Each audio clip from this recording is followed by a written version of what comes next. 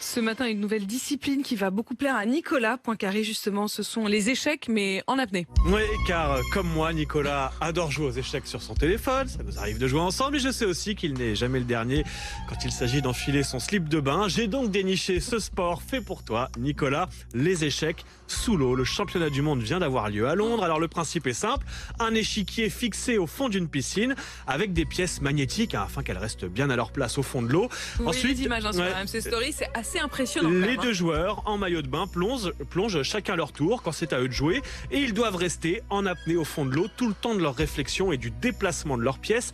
L'idée est née dans la tête d'un maître d'échecs américain qui voulait ajouter une dimension physique à sa discipline, d'où l'idée de l'apnée. Surtout, dit-il, si vous jouez une partie un peu longue, 30, 40 coups, et ben forcément ça devient un vrai marathon, d'avoir assez de souffle pour prendre le temps de réfléchir. Pour la petite histoire, c'est un Polonais qui a remporté ce premier tournoi mondial ce week-end. Mais on compte sur Nicolas. Pour les slip et bonnet de bain pour s'entraîner. Pour les couleurs d'RMC quand même, voilà, Nicolas. pour la prochaine compète. Mais ça demande beaucoup de mémoire. Parce que ça veut dire que quand vous êtes remonté, quand vous réfléchissez, vous n'avez pas le jeu sous les yeux, vous ne savez pas exactement où est la pièce. C'est ça que j'ai pas très bien compris. On remonte quand même, respirer entre chaque oui, ça peut durer une heure, une partie.